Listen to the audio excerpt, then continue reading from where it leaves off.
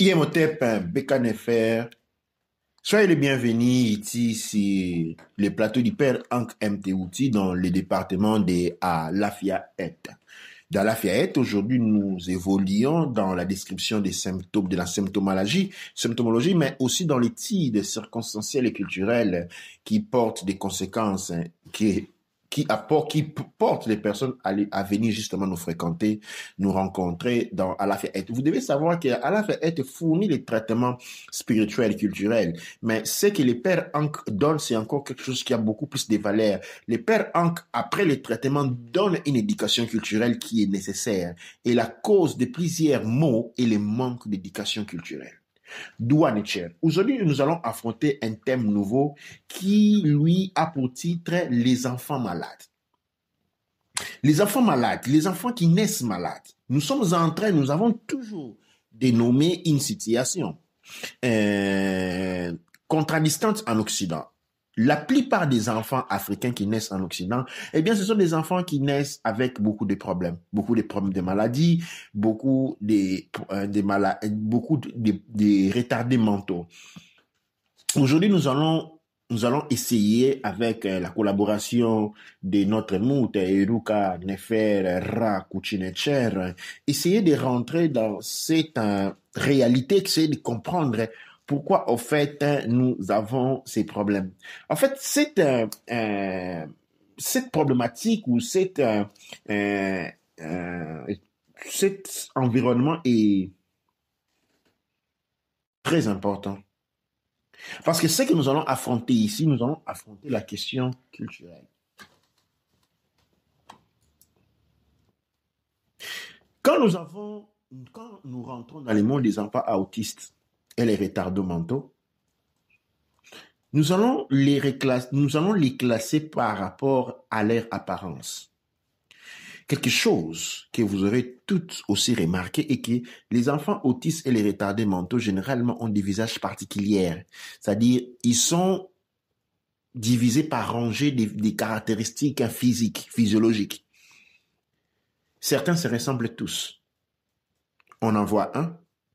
Eh bien, les prochains ont les mêmes visages. OK? Ou certaines attitudes.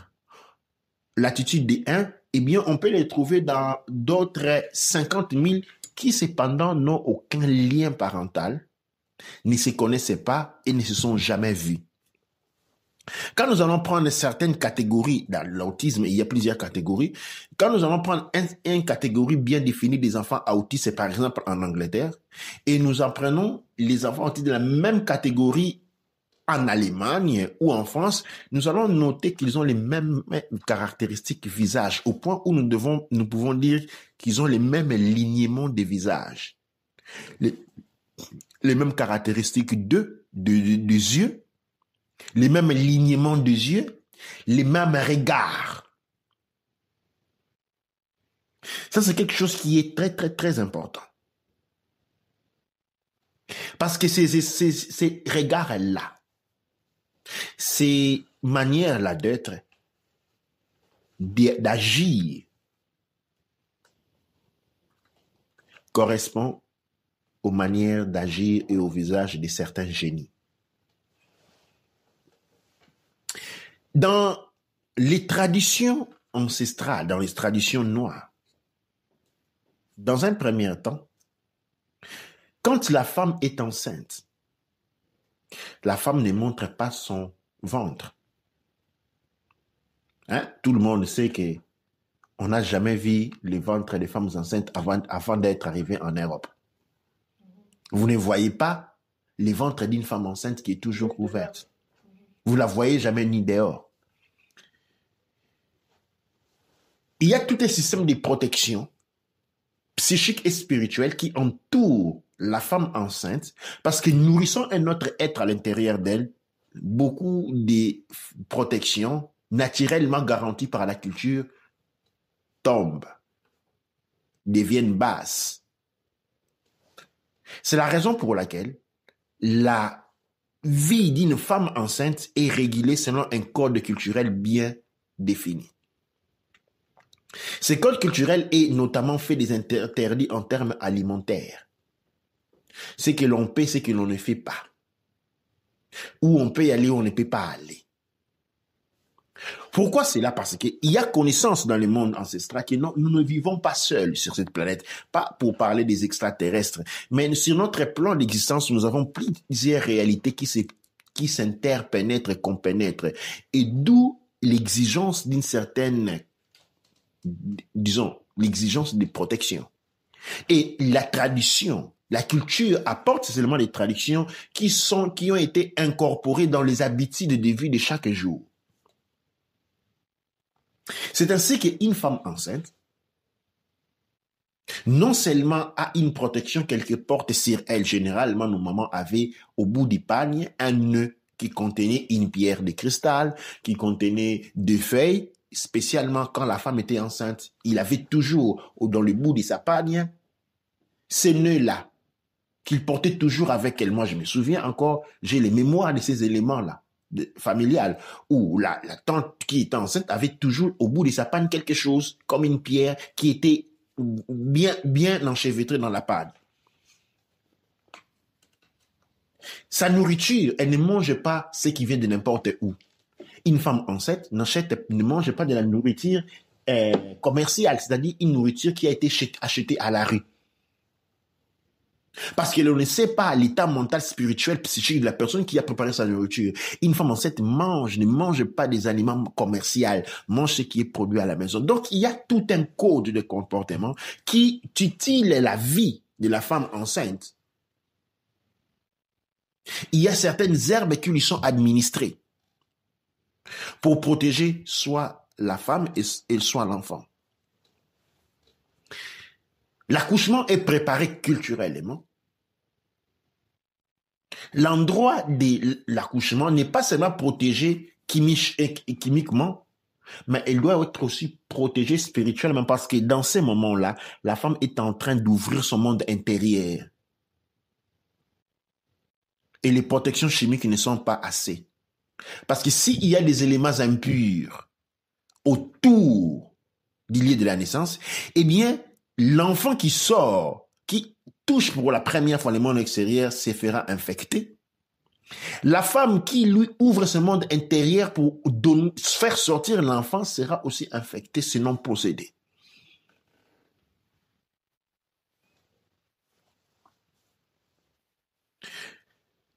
Et dans les cas où ces mesures ne sont pas prises, eh bien, et ça c'est le cas spécial quand on a des enfants en Europe et on ne suit pas des mesures traditionnelles.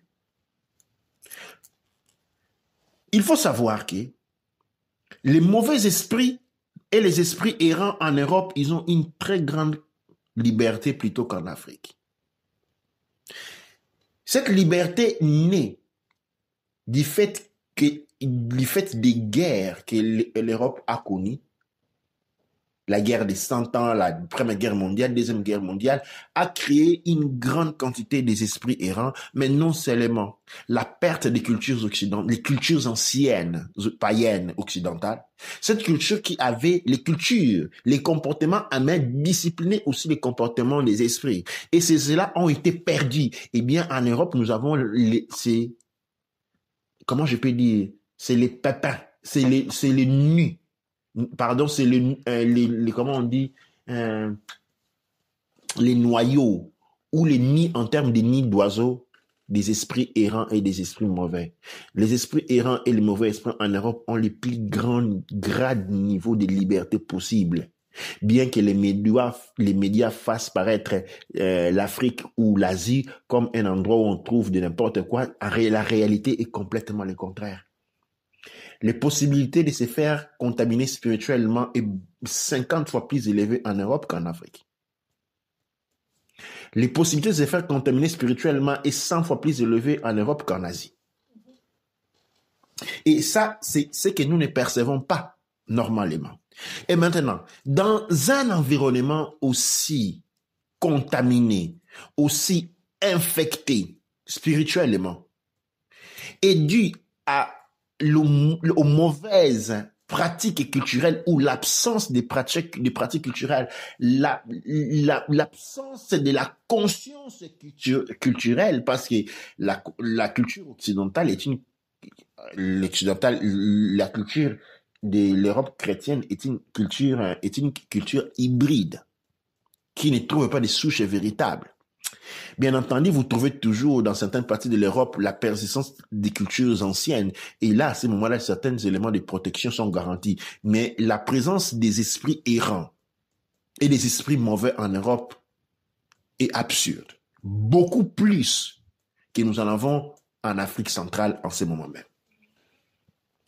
Et quelles sont les raisons? Quelles sont quelques différences, si je peux arriver dedans? Parce qu'il y a un point qui est fondamental, par exemple le point de la couverture. Et ce qui est que la grossesse, c'est un moment qui se fait en cachette. Donc l'enfant, il grandit en cachette, il grandit dans un ventre, donc dans un espace fermé, dans un espace où la lumière du soleil ne le pénètre pas.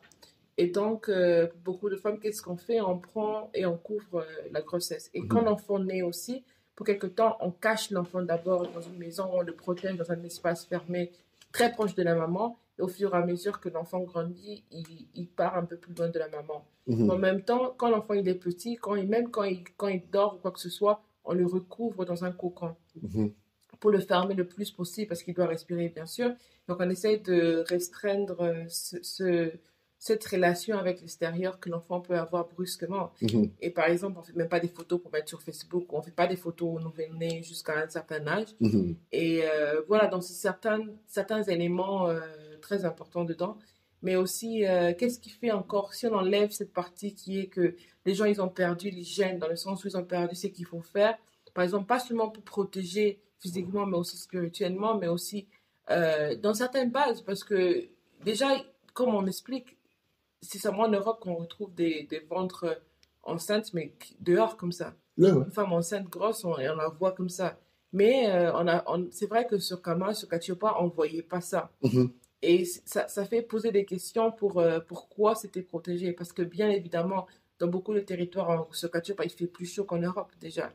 Et dans beaucoup de villages, par exemple, il y a des gens qui se promènent torse nu ou se promènent semi-nus dans beaucoup de cultures. Mais dès que la femme, elle est enceinte, c'est à ce moment où elle se recouvre. Elle se protège elle-même, elle protège aussi le corps de l'enfant. Et on sait très bien que quand une femme, elle est enceinte, son corps devient aussi faible. Des fois, elle peut tomber malade plus facilement. Donc on protège son espace autour d'elle qui doit être sain et être sûr qu'elle a des pensées positives, elle a beaucoup de choses qui sont saines vers elle, non seulement pour nourrir elle, mais aussi pour cette nouvelle vie qui se crée en elle. Doua lecture pour la question. En fait, il y a nos ancêtres ont réalisé depuis très toujours que nous ne sommes pas seuls. Ok? Il existe plusieurs royaumes, des êtres, comme on dit, des êtres manifestés, des êtres de conscience, où je parlerai des zones géographiques de conscience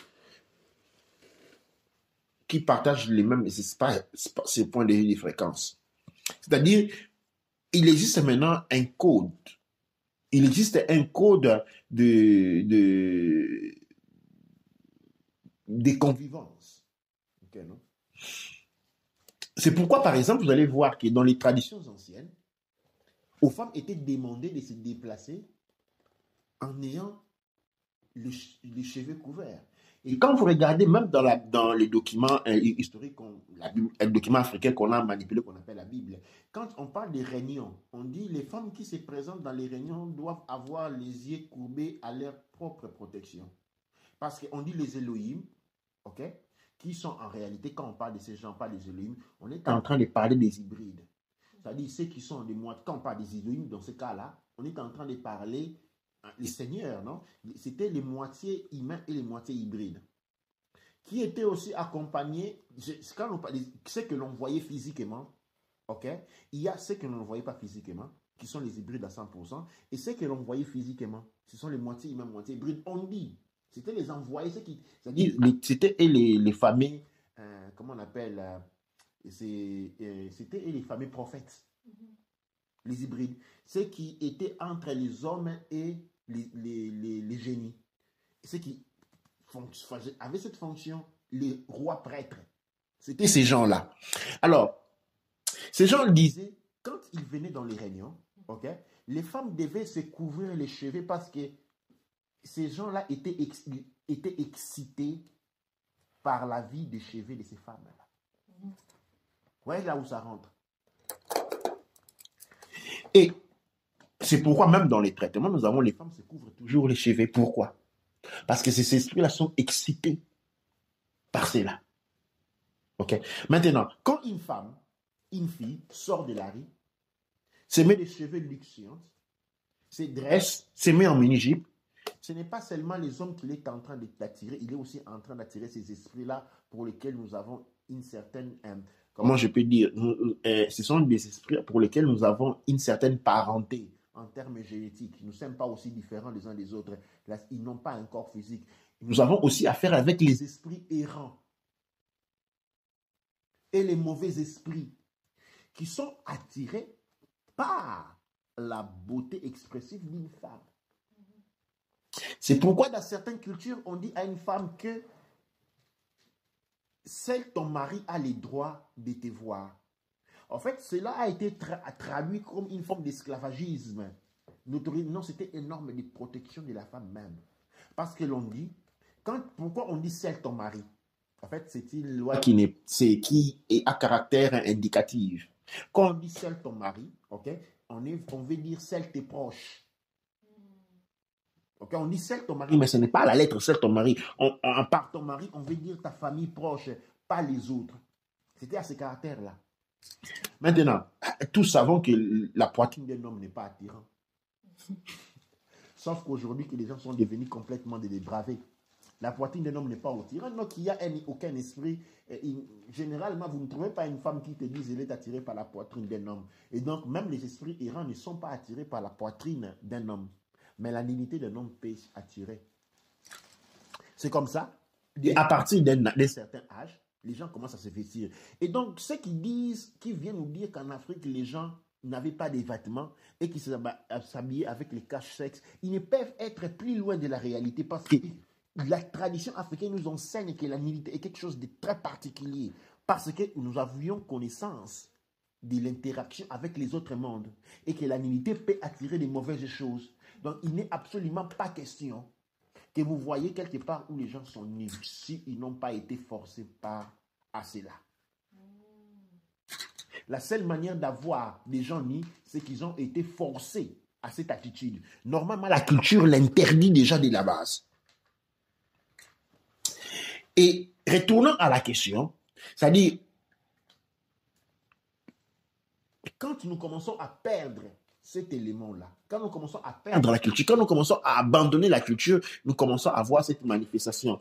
En Europe, en Afrique aussi, il y a des esprits errants.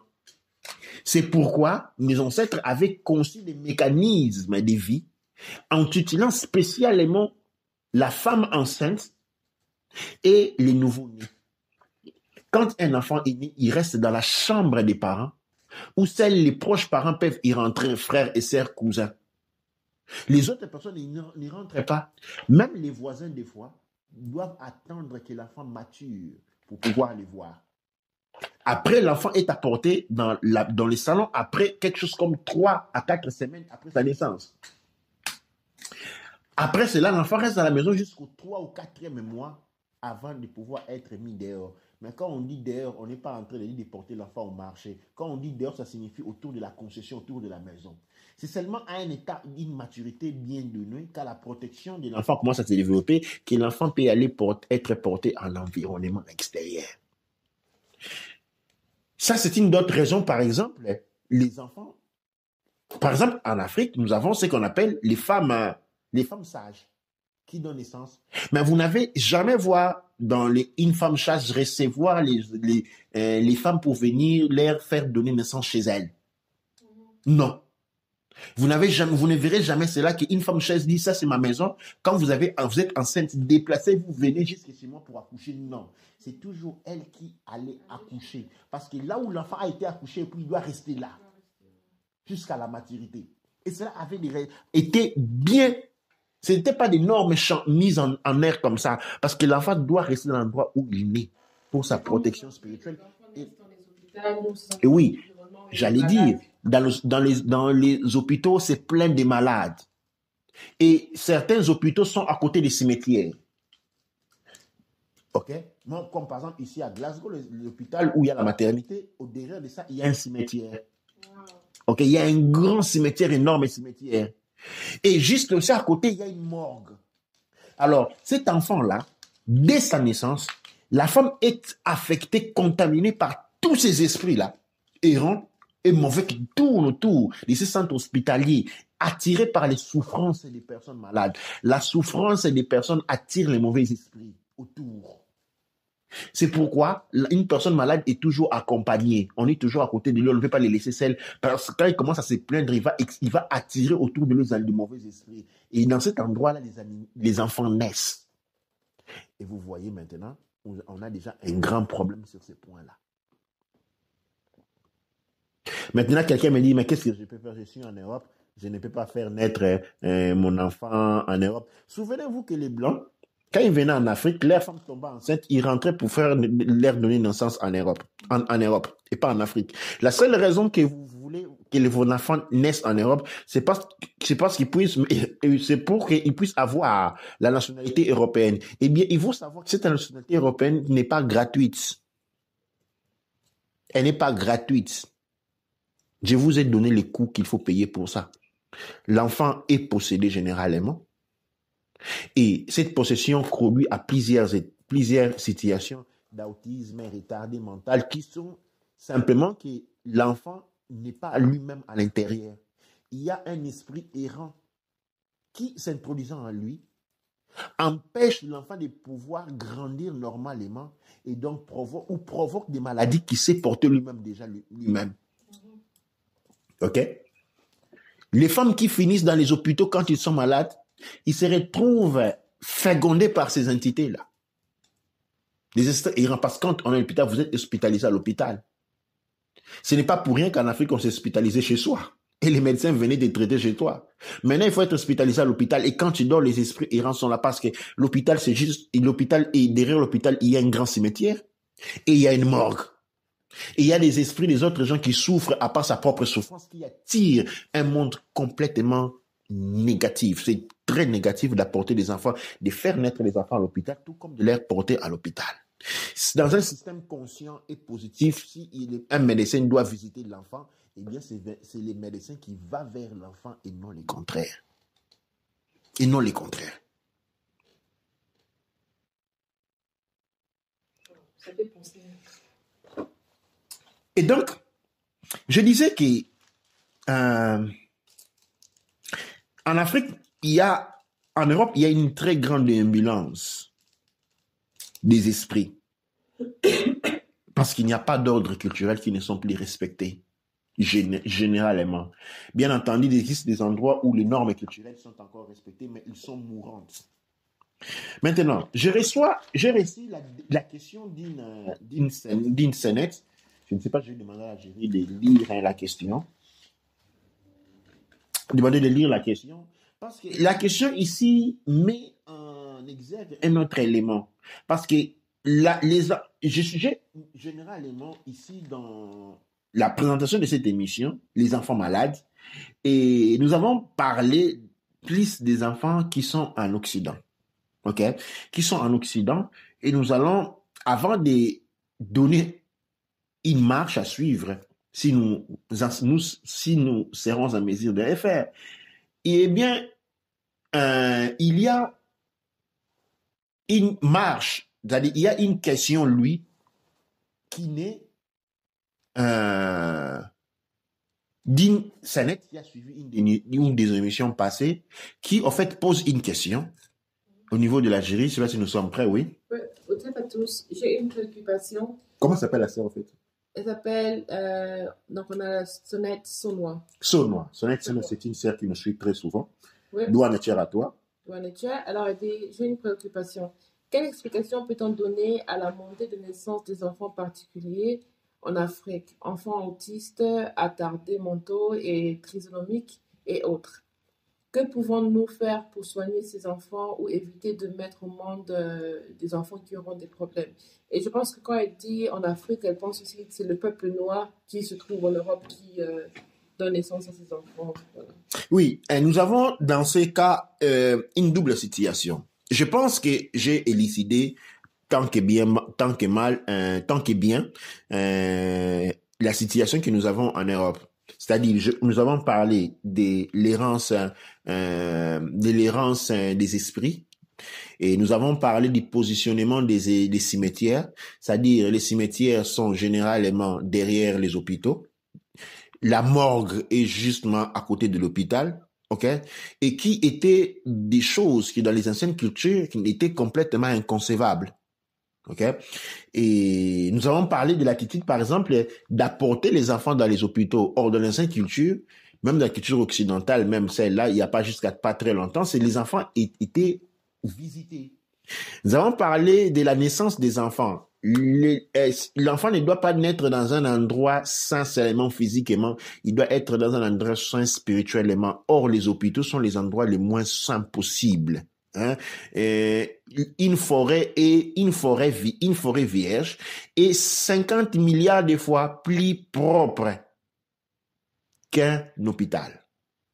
Ce n'est pas la chambre qu'on a désaffectée, mais c'est tout l'environnement qui, lui, est plein de gens qui sont en train de souffrir, des gens qui sont en train de passer négativement, effrayés de la mort.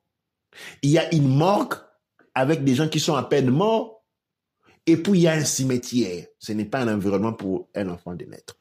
Maintenant, bien entendu, en Afrique, j'ose m'imaginer, je peux m'imaginer qu'il peut y avoir en observant ce que je vois, je dois m'imaginer qu'il y a une montée de naissance des enfants autistes et retardés mentaux en Afrique, absolument, pour pratiquement les mêmes raisons que nous avons parlé ici.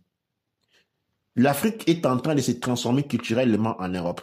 C'est-à-dire, les Européens aussi, ils avaient des cultures traditionnistes qu'on appelle les paganismes.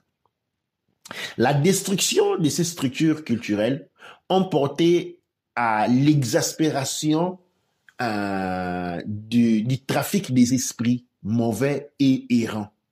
Les esprits errants, il y avait quelqu'un qui s'occupait de leur passage. Les esprits mauvais, il y avait des rituels de nettoyage qui les repoussaient, qui les tenaient loin et qui les aidaient à aller à un état supérieur.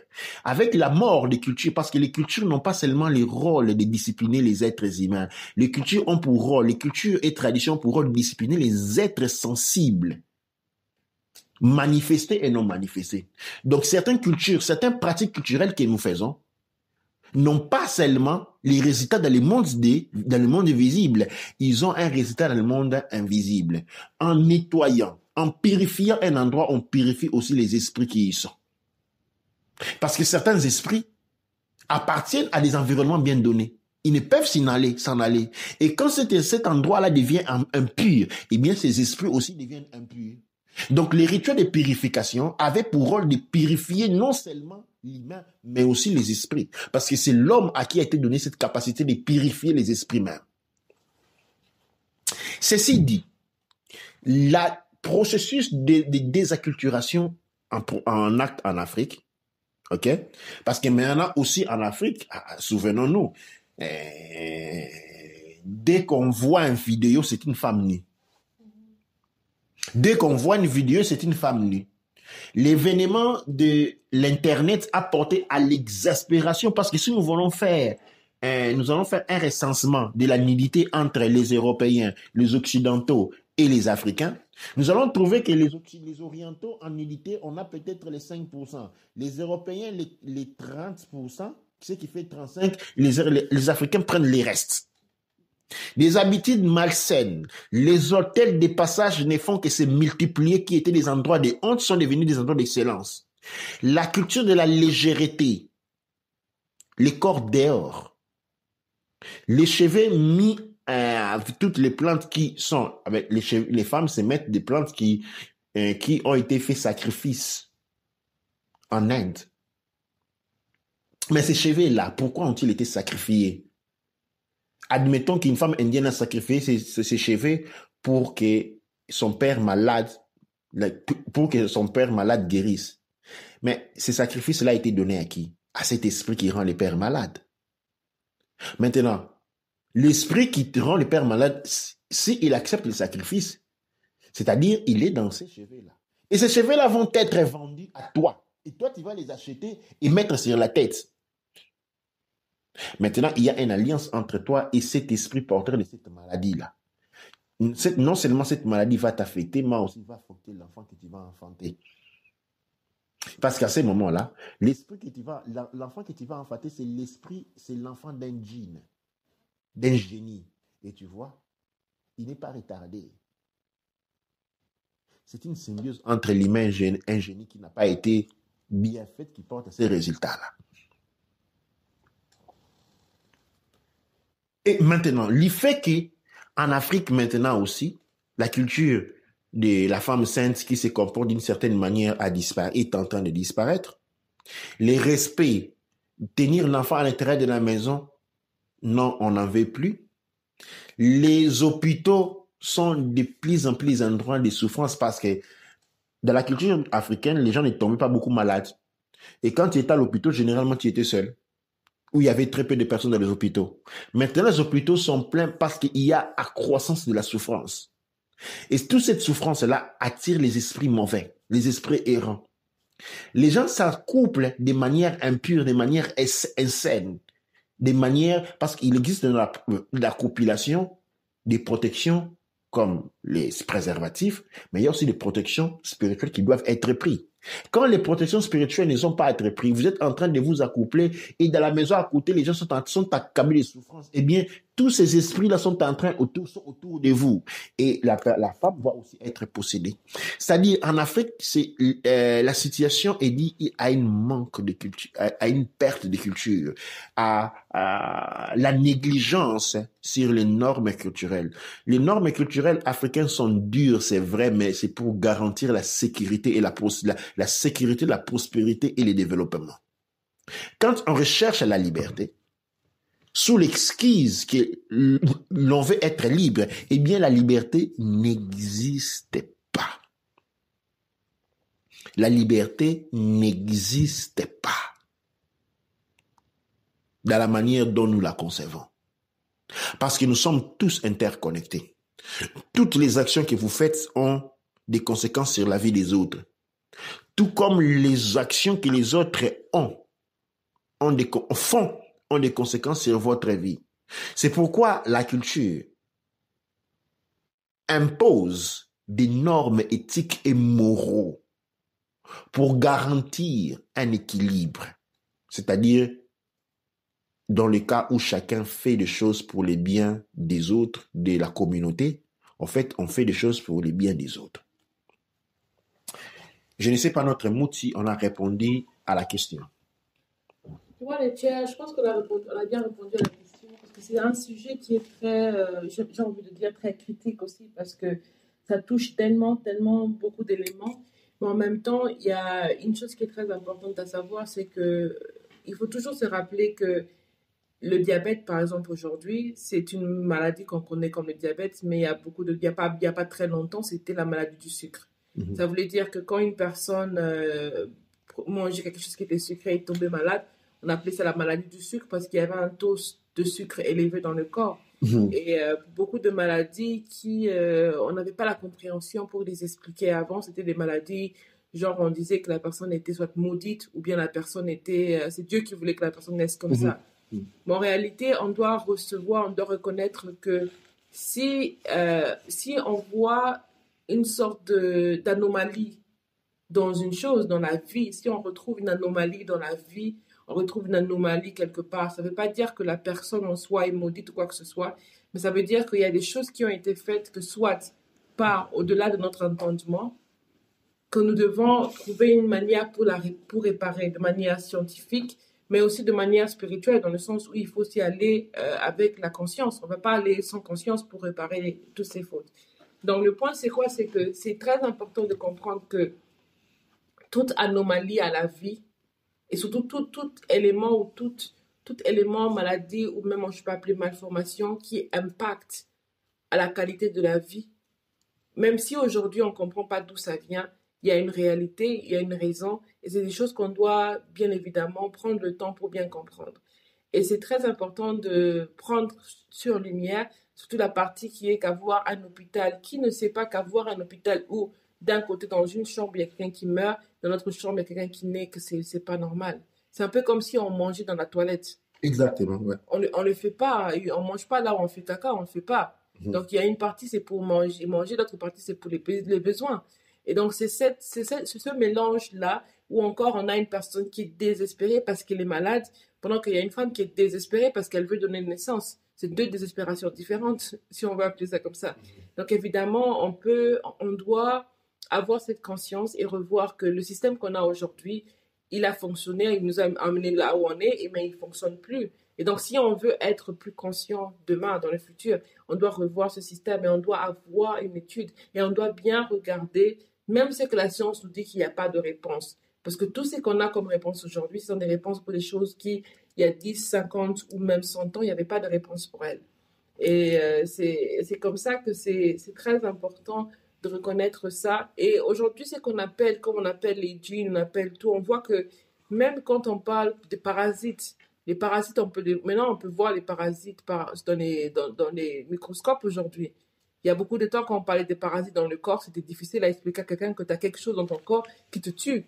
Pendant qu'aujourd'hui, on sait voir les parasites, pendant qu'aujourd'hui, on sait voir les microbes et on sait voir tous les attaques. Donc, c'est vraiment très important de réaliser que quand on réalise un changement, c'est parce qu'il y a quelque chose dans notre système que l'on comprend pas, qu'on ne met pas d'importance dessus, qui a été affecté. Donc, du coup, maintenant, on souffre du fait qu'on a manqué quelque chose qu'on devait protéger, mais on n'a pas protégé parce qu'on nous a dit de ne pas protéger. Douane Etcher.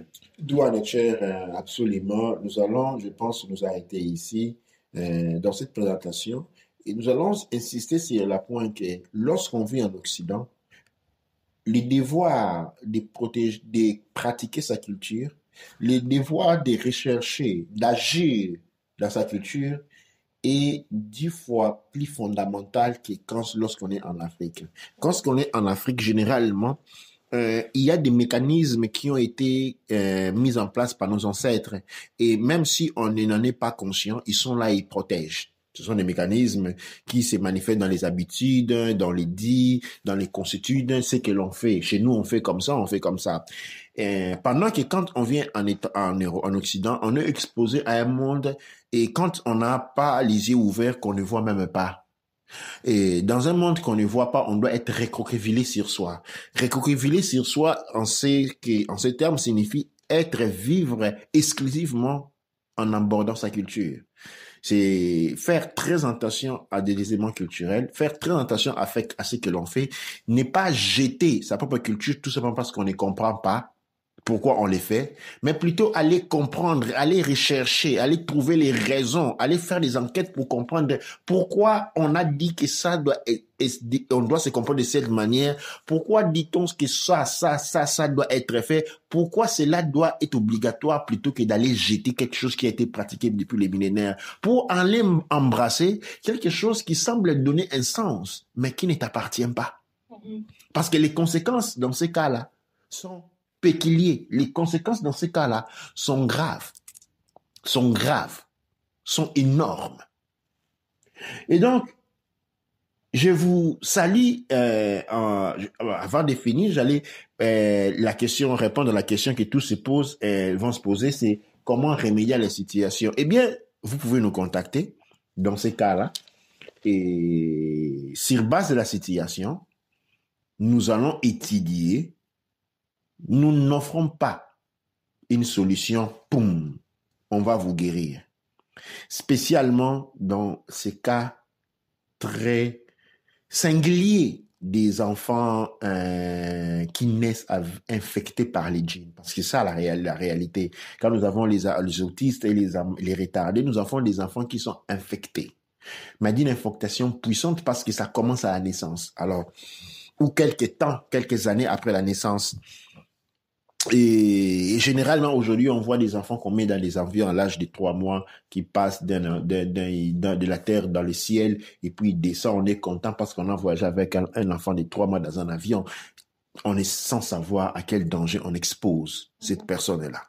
On est culturellement devenu vraiment, vraiment aveugle à tout cela. Et donc, dû l'impact que cela a à voir sur les enfants, eh bien, nous ne vous disons pas que voilà, venez, nous allons vous guérir. Ce que nous vous disons, c'est que contactez-nous, nous allons pouvoir voir dans quelle mesure nous pouvons pouvoir aider. Dua ne cher, dua amon ra, dua neb er cher.